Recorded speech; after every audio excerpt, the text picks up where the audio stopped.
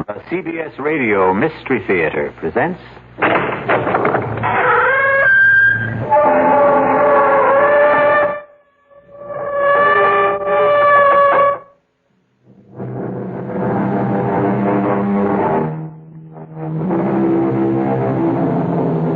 Come in. Welcome. I'm E.G. Marshall.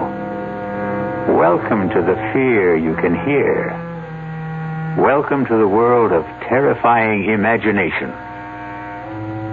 It gives me a fiendish delight to invite you on a very unusual expedition. For in our tale to come, we are going to travel not to distant shores, not to outer space, but instead backwards in time.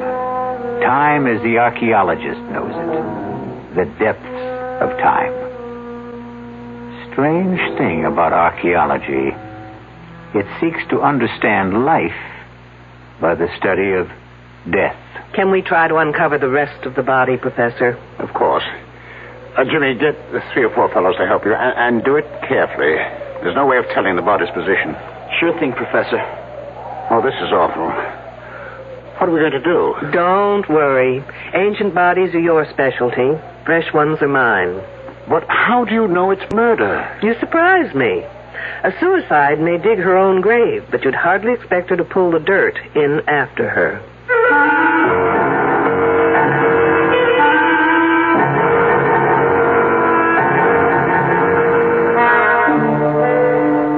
Our mystery drama, Dig Me Deadly, was written especially for the Mystery Theater by S.J. Wilson and stars Louise Larrabee.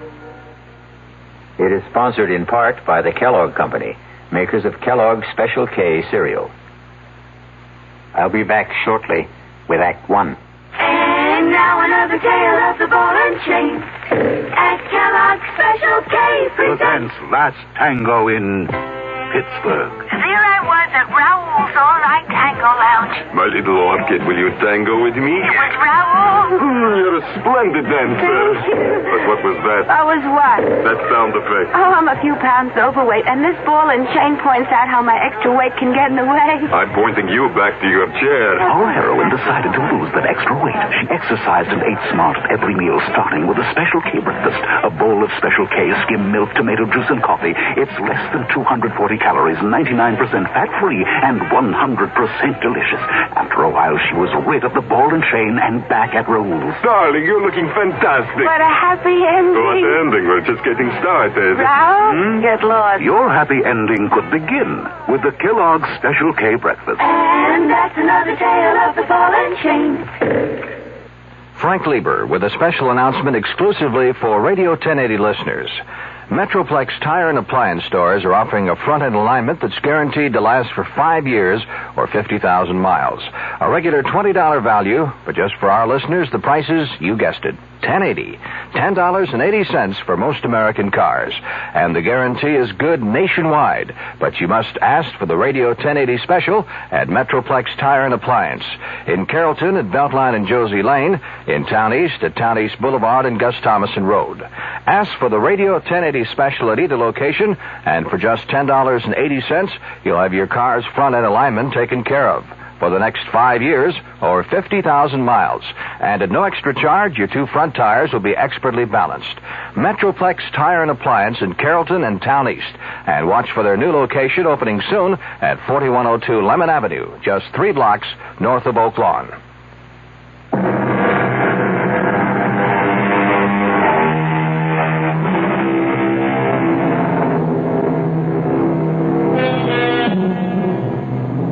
And I know that death is no respecter of time. It often comes unbidden, unexpectedly, even fiercely and murderously. So, get your pith helmets, your sunglasses, your axes, shovels, and all the other paraphernalia you will need to join us in Dig Me Deadly. Young man, why aren't we on a road? Why do we have to cross the desert? Because it's the fastest way to where we're going, Detective Scrubshaw. Not Scrubshaw, Trubshaw. Trubshaw. Detective Claudia Trubshaw. And I bet your last toothpick, which I wish you'd take out of your mouth, that we're really crossing the Rocky Mountains. They're in Colorado. This is Arizona. I know it's Arizona, Sheriff Wiley. It's where I came to spend my vacation with my sister before you showed up with all your hornswoggling. Oh, ma'am, I did no such thing. Now, what else would you call it? I came here to get away from L.A. and all that smog and to breathe in the pure, fresh, clean air of Tucson. Now, thanks to you, I've got more sand in my mouth than the whole Sonora Desert. That's Mexico. This is Arizona. I've got news for you. It's left Mexico and settled in my lungs. Now, do you mean to tell me that in the entire state of Arizona there isn't a police officer, anybody who can cover this case, that you had to drag me into this no-woman's land? Those are my orders, ma'am. But why would my boss in Los Angeles assign me to an Arizona case? Well, I guess he knew you were in the neighborhood. That makes as much sense as kissing one of those cactuses. They're called saguaros. Now stop changing the subject. Now, will you tell me where we are going? Like I said, west of Naco. Good for you. You have advanced to the next plateau. And why are we going there? Because that's where they're digging. Superb. Now, who are they? The kids that are digging. Wiley, did you ever have your IQ tested? Not so to know. Well, don't. It's probably lower than Death Valley. And I know that's in California. Now, why are they digging? For dead bodies, I think. Stop this car at once. Well, what's wrong, Detective? Now, I'm not riding another minute until you tell me what this is all about. Well, what more do you want to know? Why I'm sitting in this rolling junk heap on my way to West Naco or wherever. Well, there are these kids there. What kids? These kids from some school near L.A. Every summer they come, and they dig up things that are supposed to be real old. In other words, students working on an archaeological dig. Never could pronounce that word. Forget the pronunciation. Just try and make some sense. Well, a few days ago, I am sitting in the sheriff's office when this here girl comes by. Excuse me. Sure, miss. Come on in. Is the sheriff here? Well, the truth is, there is no sheriff. Then who's in charge? Well, I guess I am. Sort of deputy sheriff, you could say, and name is Wiley. I'm looking for help. That's why I'm here. What can I do for you? But you're not a real sheriff. Well, I don't get paid for it, but they give me the badge. Why don't you try me? I'm one of the students working at the Broadfields. The dig. Why don't you sit down? And there's some trouble there. And what kind of trouble? Well, that's just it. I can't tell exactly, but someone's following me. Wherever I go, I have the feeling someone right behind me or hiding and waiting to do something to me. Something terrible. Isn't there anyone in charge? Well, Professor Wilkerson, but he says I'm imagining things. Well, now, have you ever really seen anyone following you? No, but only the other day someone went through my bureau and my luggage. And are they messing? No, but things were all messed up. Now, what's your name? Rogers. Edith Rogers. Miss Rogers. Now, do you have any idea why somebody'd be tailing you or looking through your things? I think someone's trying to kill me. Kill you? Hey, that's serious. Why would anyone want to do that? Because they're afraid of me, scared of what I could do. Well, you don't look like you could trouble a horned toad. What are they scared of? Well, you see, no, I can't tell you.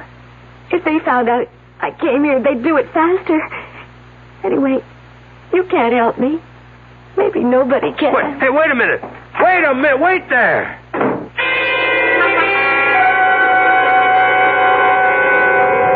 Then what did you do? I phoned that Professor Wilkerson. Say, Detective, can we get this thing going again? All right, but only as long as you tell me everything you know. Well, I called up that professor, and I told him about it. And he said that it was the girl's first summer there, and that working in the hot sun and seeing all those graves and skeletons was something she just wasn't used to. Then he said he'd take care of it and for me not to worry. Well, now, at first I thought I'd better leave well enough alone, except that the whole thing just kept a-pecking at me. So A couple of days later, I dropped by the Broadfield spread and was told by a girl who roomed with this Edith Rogers that this Edith Rogers here, she had left. Did she say when? I didn't ask. Did she say how or why? Dawn, I didn't ask that either. Were her clothes and luggage gone? Gosh, I didn't think to ask that neither. Then how come you thought to ask for me? Well, I called this friend of my father's who is Assistant Deputy Chief of Police. Say no more. You called my boss, Morgan. In other words, this isn't an official assignment, is it? Well, he told me you were in Tucson and to speak to you. And dragging me through this sand heap is your idea of speaking to me. Wiley, if I admit something to you, will you promise never to tell anyone? Sure thing, Detective. I know of only one person who's a bigger fool than you. Who'd that be? Me.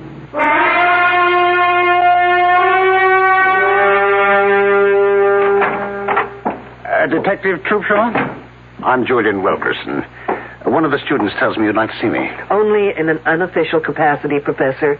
If you can be of assistance, fine. If not, I'll understand. Well, I'll try. Professor, this is Sheriff Wiley. Oh, yes. How do you do? Hi. What's it all about? The Rogers girl. I understand she's not here any longer. Yes.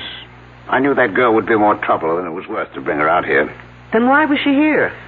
Oh, she was thinking of archaeology as a major. You see, she apparently comes from a difficult home. She had nothing to occupy her this summer, and the dean asked me if we could fit her in. Try to make her feel she belongs to something. A group. Apparently it didn't work out. No. She moped a lot. Got depressed, suspicious. Felt she wasn't wanted. I did everything I could. I got two of the nicest girls to room with her. Now, who are they? Oh, Janine Boulanger, a French exchange student. Specializes in atomic physics. And Susan Lathrop, a straight-A student, very outgoing, very bright.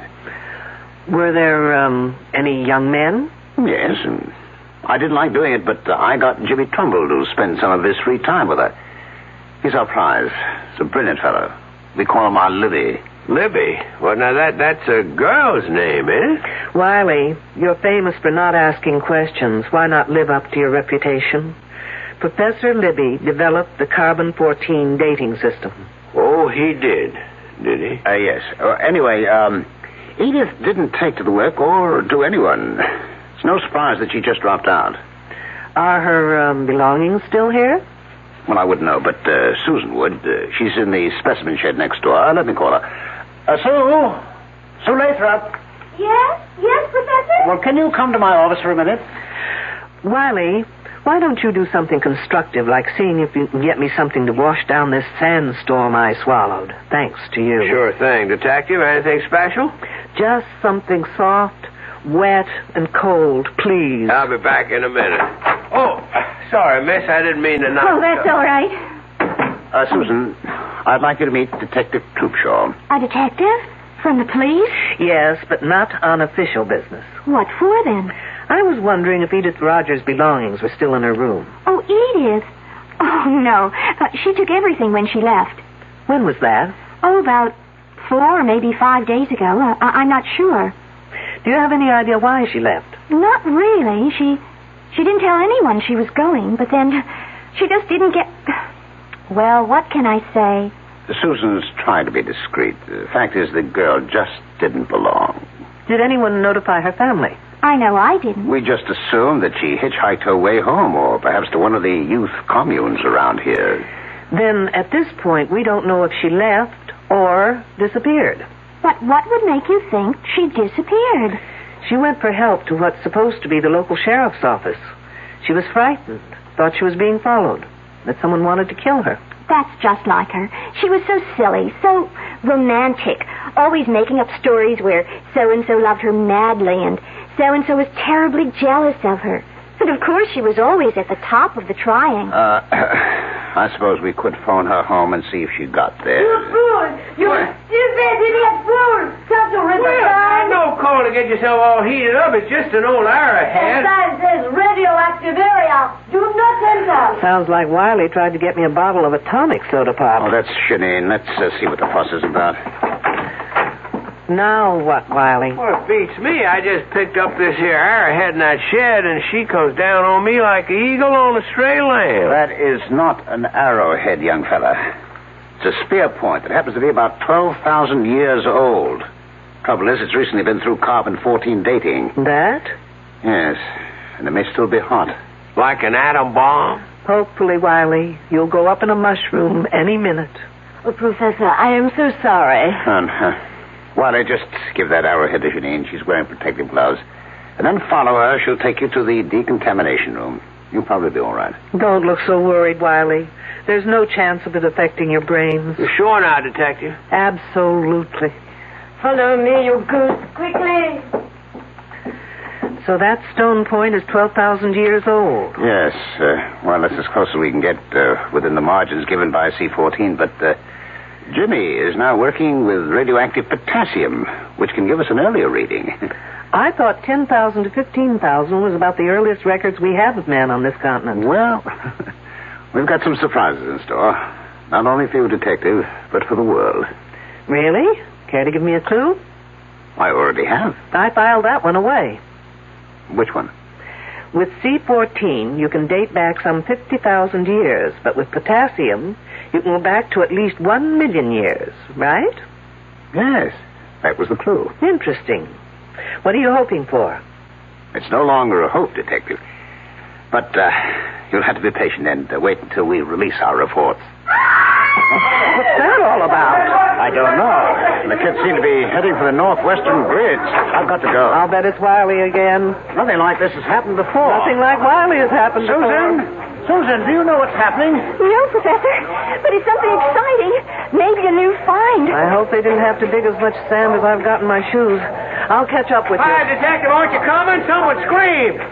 Wiley, where have you been? I've been in that shed with that French refrigerator. I need your shoulder. Well, what for? To lean on so I can get the Sahara out of my shoes. Okay, but you better hurry. Wiley, no matter what has happened up there, you've got to do something for me. What's that? In that shed, can you remember what you saw there? Pretty much. Then listen carefully.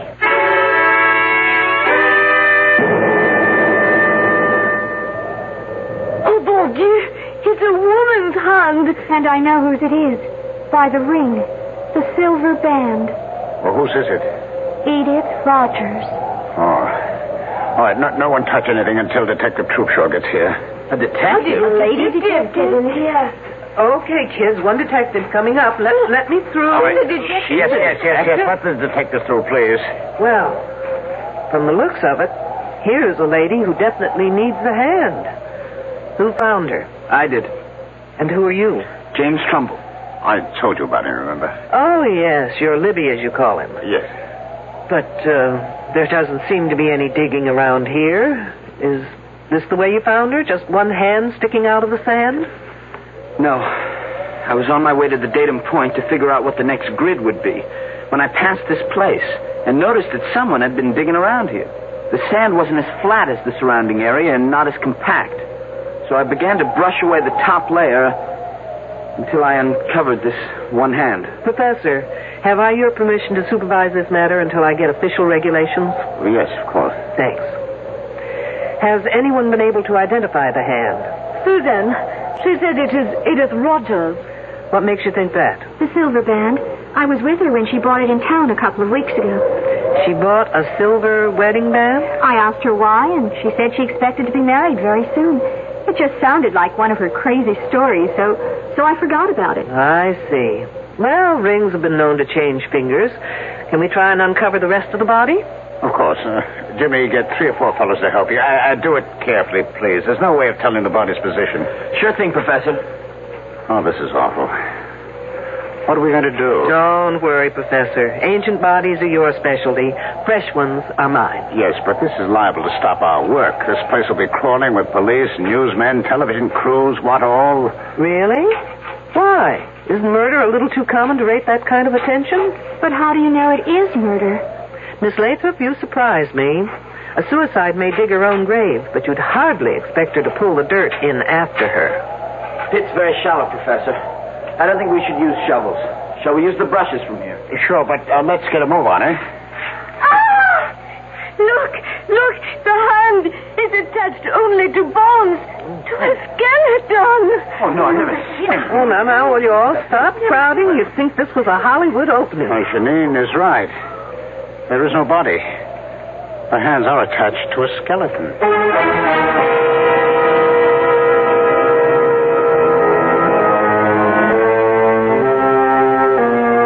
Fully fleshed hands attached to a body that is nothing more than bones. A skeleton. You know, Mother Earth is very miserly about giving up her secrets. But little by little, man has dug them out of her. But never before has there been this kind of puzzle, in which the hands belong to the present and the body to the past.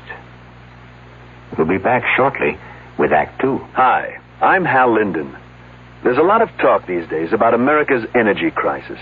Talk about doing without heat, about doing without our cars, about what's going to happen if we run out of fuel. Well, we may not have to run out of fuel if we all work together to conserve the fuel we have. That means turning your thermostats down to 68 degrees during the day and turning them down to 60 at night. It means turning off lights, TV sets, and electrical appliances the minute we're finished with them. It means driving no faster than 50, starting or joining carpools, avoiding the kind of stop-and-go motoring that eats up gas by the gallon. In short, it means saving every ounce of energy we can, every chance we get. So please, do your part to make the fuel supply stretch a little further. For your own sake, don't be selfish. Don't be foolish. Don't be fuelish. This message from the Federal Energy Office and the Advertising Council.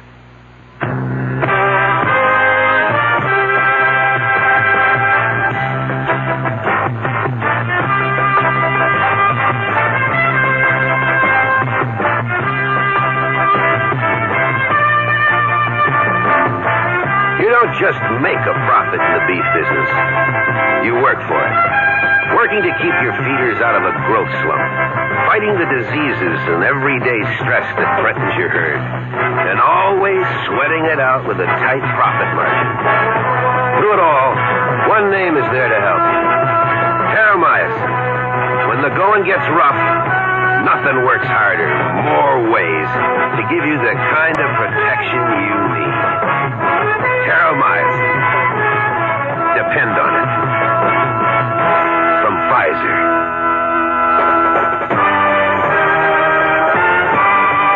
More for growth and health.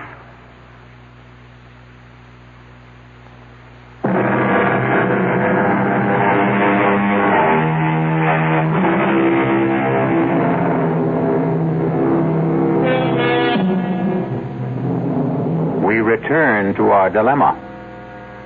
The question is, what is a bunch of young, bright college students going to do about a body that has fully fleshed hands attached to the bones of a skeleton?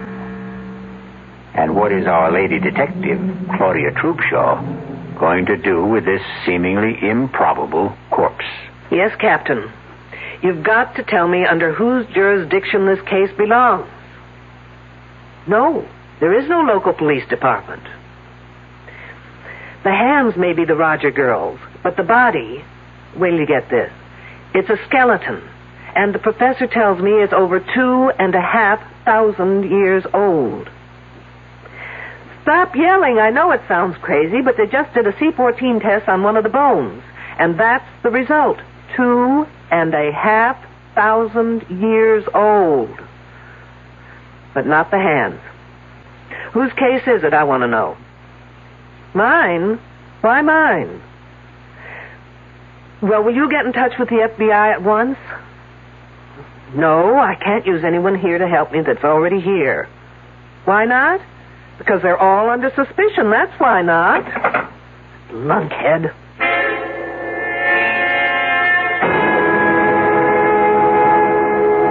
It's nice of you, Miss Boulanger, to take time off to have this little talk with me. Professor Wilkerson said I should answer all your questions to the best that I can. Do you always do what Professor Wilkerson asks? Oh, yes, he is a marvelous man. He is so brilliant. I'm sure. Tell me, do you have many friends among the other students? I don't think so. Not even Jimmy Trumbull? Oh, he is nice, but He's such a little boy. And the others? I'm afraid they're all too jealous. Do you know why? Oh, they think that the professor treats me like a favorite. Well, does he? Of course not. But I have studied all this and done it in France before, so I know it very well. And they do not. I think I understand. This body we found, you've seen it? I could not bear to look. Oh, but you did. Now tell me, in all your work, both here and in France, have you ever seen anything like it? No, absolutely not. And you couldn't explain how two perfectly fleshed hands could be attached to a prehistoric skeleton? It's against all possibilities.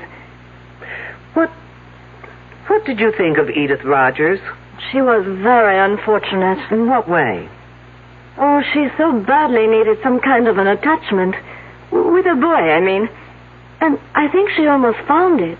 But then that Susan Lathrop got in the way and kept it from happening. How do you mean? Oh, I don't like talking gossip. But Edith Rogers liked very much this Jimmy Trumbull. But that Susan, who blows hot one day and cold the next, makes up her mind that Jimmy is her property. And she says to that Rogers girl she should stay off her property. Anything else, Janine? No. That is all. Thank you. You've been very helpful.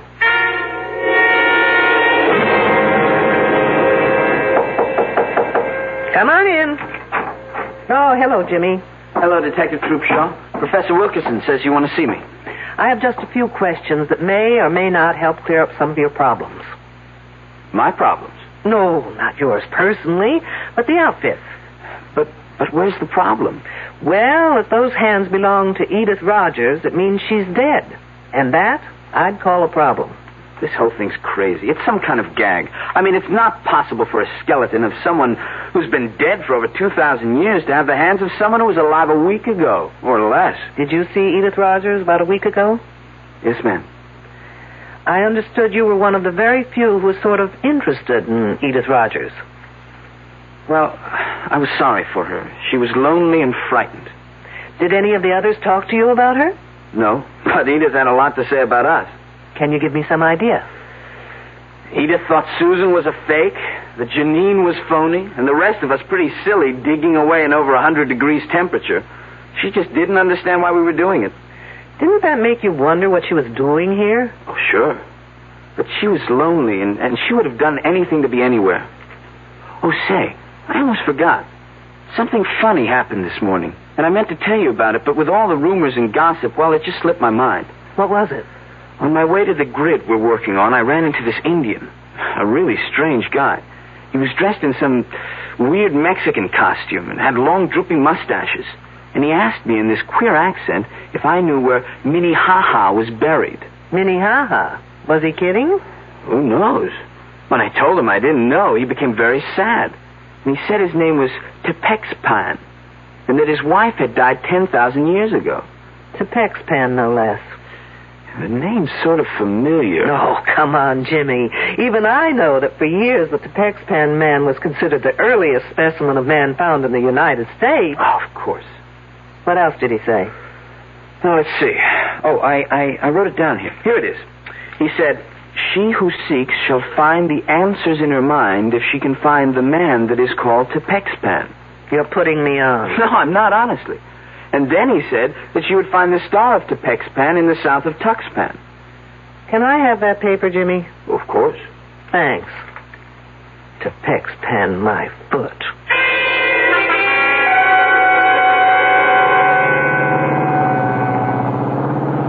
Wiley must be a genius to be able to drive this kidney buster.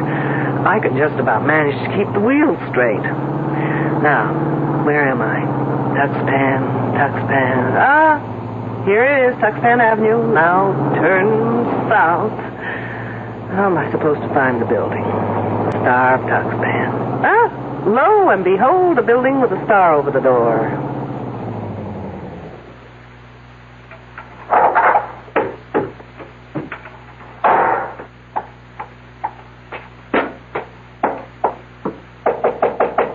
Enter in peace, old ancient squaw. I'll fix that one's TP.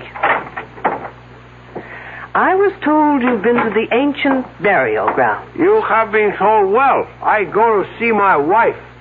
Is she one of the workers at the date? Oh, no, she toils no more. Your people toil for her. Hit me with that one again. She has been dead for over 10,000 years. I thought it was 2,500. But what's a few years in a romance that's lasted that long, right? Her spirit gives me many answers to my prayers. Do the answers to mine happen to be among them? Well, if you open the pouch, I will place a magic message within. Gracias, senor. It is but the will of the gods that I obey.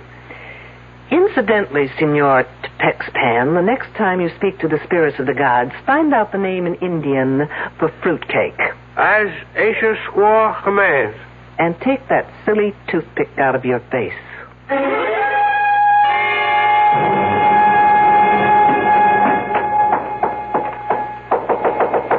Who's there?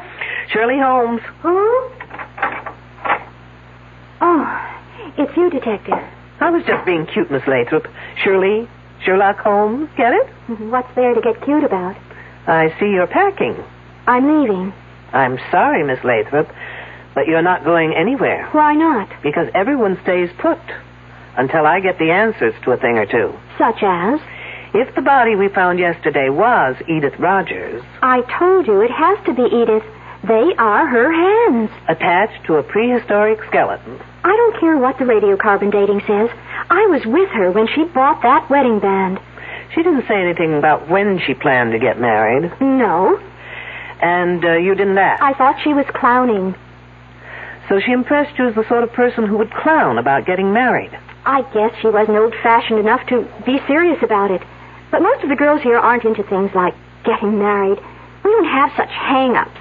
And Edith Rogers was a square. Very square. You must have found it a bore to room with her. Frankly, she was a bit of a drag. How did Janine get along with her? They hardly spoke to each other. Because of Wilkerson? How did you know? Do you think either of them got anywhere with him? Janine was making points. Not that she's so hot, but her father's an important politician in France, and Wilkerson is impressed by that sort of thing. Ambitious, eh? Even at his age. Oh, come on, Miss Lathrop. He's not that old. Old enough to have a son who's in college. As a matter of fact, it was good old Edith Rogers who told me that. Did she tell you anything else? Nothing important. Have you ever seen anything like that body before? Never. Think hard. Maybe an experiment done on an animal in a lab or in the dating shed? No. Besides, I'm not allowed in the shed. Why not? I don't get to work on dating until next term. Oh, I guess I'll have to take my own advanced course with Professor Wilkerson. That's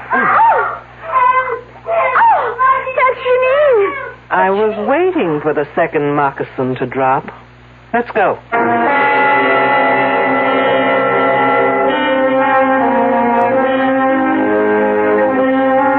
It is written in the book of Proverbs, and wisely, I believe, that whoso diggeth a pit shall fall therein. Our problem is that all our characters are diggers in pits. Even our ardent detective Claudia Trubshaw has been digging through level after level, but getting seemingly nowhere. I'll be back shortly with Act 3. There's nothing wrong with drinking Budweiser sip by sip, is there? Well, the brewers of Budweiser think there's a better way. Sipping's fine if you're drinking wine. But Bud is the king of beers, a hearty drink. Look, rinse a 10 or 12-ounce glass with cold water. Then open a can or bottle of Bud and pour it right down the middle so it kicks up a good head of foam. Now, take a big drink and then swallow big. No sips. That's how it should be done. More taste, more beer drinking enjoyment. Thanks to exclusive Beechwood aging, Budweiser has a smoothness that lets it go down especially easy. Sure, it's an expensive way to brew beer, but brewing beer right does make a difference. That's why, when you say Budweiser, you've said it all. Anheuser-Busch, St. Louis. There's no satisfaction quite like the satisfaction of getting a bargain. It brings a smile to your face, partly because you've saved money, mainly because you've beat the system by paying less when everything seems to be costing more. Hi, I'm Frank Lieber. Right now, True Value hardware stores have 14 of those smiles of satisfaction in stock. They're kitchen helpers from Echo and from Foley. You can get 2 for just 88 cents. Choose a can and bottle opener, a fruit and vegetable slicer, or a serving fork, or get a nylon baster. Its tube is graduated for measurement. And there's a 2.5-inch strainer for making egg coffee, for straining loose tea, or for separating orange juice from its pulp and seeds.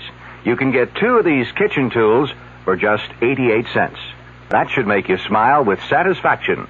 You'll grin from ear to ear when you see the rest of the 2 for 88-cent bargains at the True Value hardware store near your home.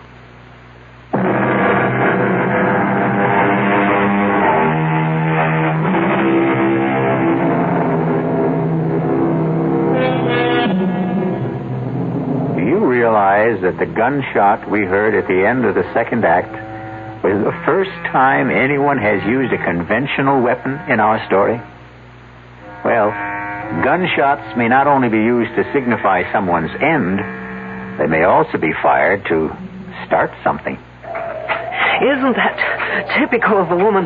She calls for help but doesn't bother to tell where she needs it. It sounded far away. Maybe from the northern grid section. You mean where the body was found? Yes. What could anyone be doing out there? Looking for clues? Or maybe hiding. Well, why didn't I think of that? I don't know. I heard you go off. There's our man. You mean Professor Wilkerson? Yes. Hey, Professor. There's Detective over here. There he is. He turned on his flash. Professor, hold it a minute. Let me catch my breath. Did you hear Janine call? No, I was covering Grid S42. We were working late there. Are you sure it was Janine? Pretty much, unless someone's imitating her accent. But we don't know from where she called. I think it came from that north grid. First we heard what may have been a gunshot, and then we heard La Belle Janine calling for help. Hey, has everyone around here gone bananas? They say they heard a gunshot. Detective Troopshaw says Janine cried for help. And where were you, Mr. Trumbull? In the barracks, doing some research. Well, anyway, the detective thinks that Janine is locked in somewhere. Well, how about the lab shed? A thinker in the tank. Come on. Who has the key to the shed? I do, but you'll have to wait out here. What for? I'll have to go in first to check on possible radioactivity inside. Just 1 second, Professor. Janine? Janine, are you in there? Yes, I am. Is it safe for us to come in?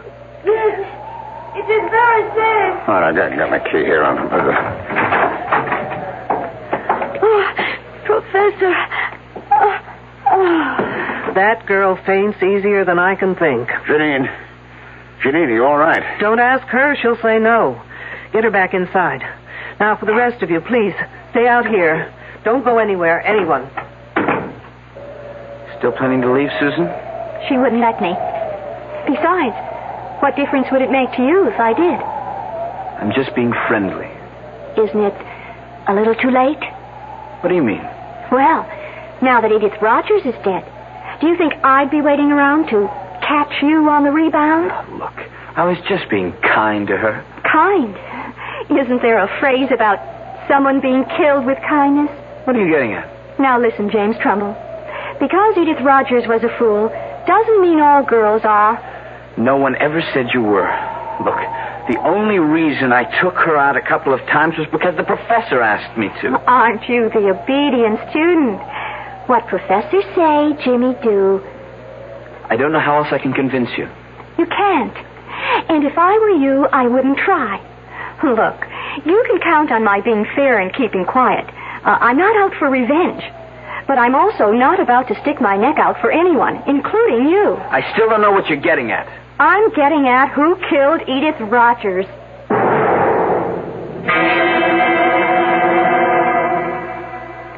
I don't know why it is, Professor, but I've never seen a woman in a faint whose legs didn't look lousy. Oh, what happened? That did it. It always does. Janine. I don't want to interrupt, but like a good archaeologist, would someone please get to the bones of the matter? I'm speaking as fast as I know. I heard a noise at the window. What kind of noise? The window was opening. Wasn't it locked? It's always locked. So I went to see what could be happening, and already there was this man climbing inside. What was he like? He was an old Indian man with long mustaches. I told him to get out, that it was dangerous to be here. And then? He would not say anything, but stood there. So I ran back to the lab room where I have my pistol. And when I returned, I found him in the specimen room. He had a leather bag tied around his waist. It was open. Did you see him put anything in it? No, but I held up the pistol and told him I would shoot if he didn't put back whatever he took. So he put his hand in the bag and took something out and threw it in my eyes. Then I pressed the pistol. What did he throw? Little things. I don't know. Let's take a look. All right. Now, wait. Here on the floor. It's thin slivers. It's maybe wood. Let's take a closer look. No, don't touch them. For heaven's sakes, why not? They may be hot. I'll get the counter. Is anything missing, Miss Boulanger? I have not looked. Well, do that little thing. And, Miss Boulanger, the next time you find that you're stuck in here, just open the lock and walk out.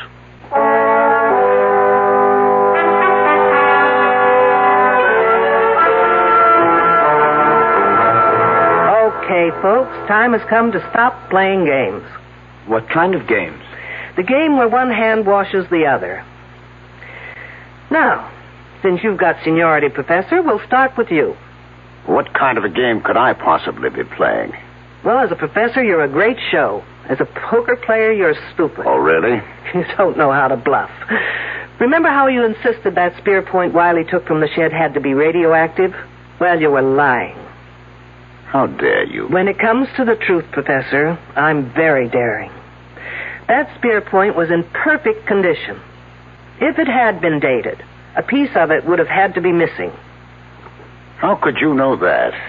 What do you think they teach us at the police academy? Home economics?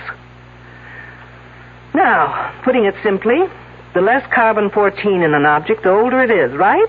That is correct. And the older, the more valuable. Sure, that's what we're here for, to find evidence leading back to the first human being in America. And when you can't find it? Well, then you can fake it, can't you? What do you mean, Detective? There's no dating equipment in that shed. You are preposterous. Wait till you hear how preposterous I really am. Only 2 people have been allowed in that shed. You and Miss Boulanger. Yes, those are the rules. Well, a certain friend of mine broke those rules. Senor Tepexpan, if you please. Fancy, how about that? Now, if you'll just get rid of those tired handlebars from under your nose. Glad to. They sure itch. Wiley. There is. The one who asked me questions about Edith. Right. And he got into that shed not to take things, but to return them. Didn't you, Wiley? I sure did. But, what did you take that had to be put back? That old spear point and the nozzle on that machine. The head? The bombarding head? And I took them both to Tucson to have the experts there take a look at them. And they confirmed my best suspicions. Professor Wilkerson, you and Miss Boulanger were faking your specimens, making them older. That's one accusation I won't buy. You can always return it for credit when I open that department. Meanwhile, you were bombarding those specimens repeatedly, trying to get them to date more than 50,000 years. Professor, did you do that? I just can't believe it. Why not, Trumbull? You invented the machine. Well, only by accident. It was a fluke. And you told your esteemed professor about that fluke, and he told you to keep it under wraps. Yes, I did keep it under wraps. I never wrote a paper. Well, how'd they know about it in Tucson? Well, I sent them a report, but only for their opinion. Trumbull, you're a damn fool. You know, Professor, you're just plain not nice. Here we girls spend fortunes trying to keep young, while you try to make a fortune aging us. Which brings me to Edith Rogers. Of those present, only Wilkerson, Trumbull, and Miss Boulanger knew how to operate that machine. Oh, no, wait, no, They all ought to be arrested at once. You'd like that, Miss Lathrop, wouldn't you? It leaves your hands clean, so to speak. Now, listen, Detective, I had no reason. Getting her pregnant and being blackmailed to marry her isn't a reason? Come off, Professor. He did? The professor? Surprised, aren't you, Miss Lathrop? But why would I want to hurt that Edith Rogers? You knew she had something on the professor, else she wouldn't have been here. But when you heard about the wedding ring, you thought you just might lose not only your professor, but more importantly, that machine. I'm sorry. What's going on here? I'm all alone. So am I, Trumbull, when it comes to you. I can't figure what you had to do with all this. Well, he may not be that innocent.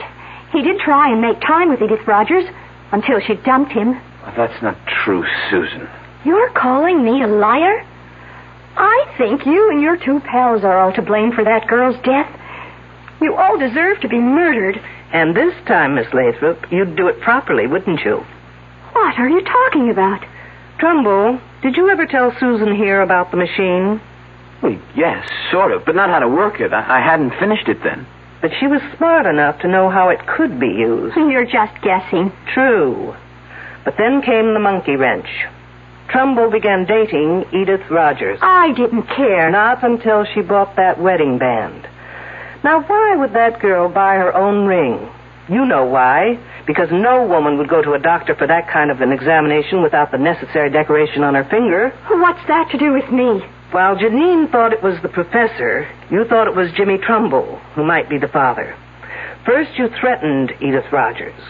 But when Jimmy tried seeing her again, you took no chances of ever losing that machine, and you just removed her from the scene. You're crazy. Not crazy enough to use a machine I knew nothing about, because that's what you did.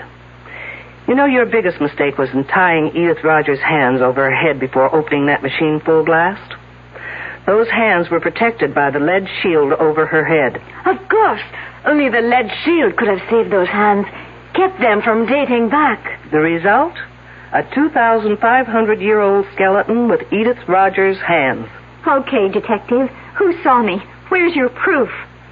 Yours were the only fingerprints found on the bombarding head Wiley took to Tucson. Susan, you didn't work that machine without gloves, without protection. Why? What's wrong with that? Oh, good Lord. You didn't. What are you saying? Oh, no.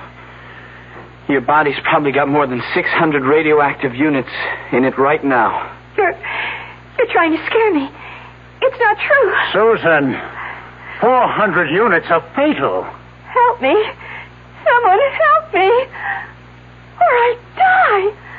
Help me. Help. Help.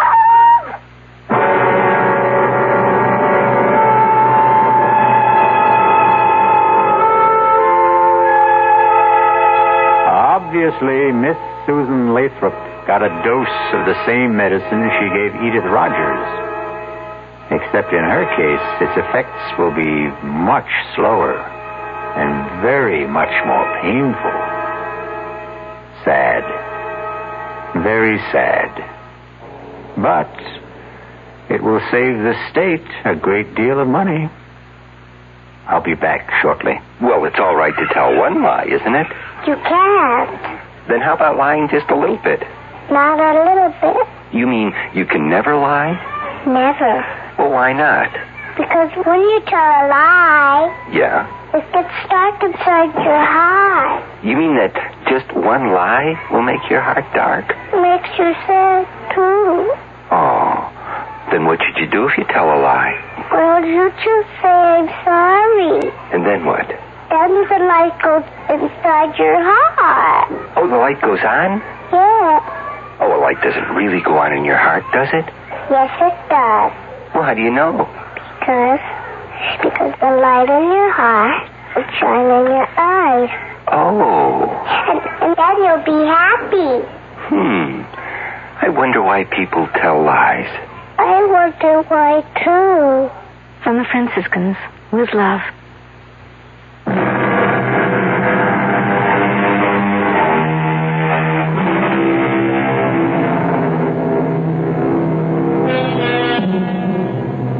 Here's a little thought to take to sleep with you.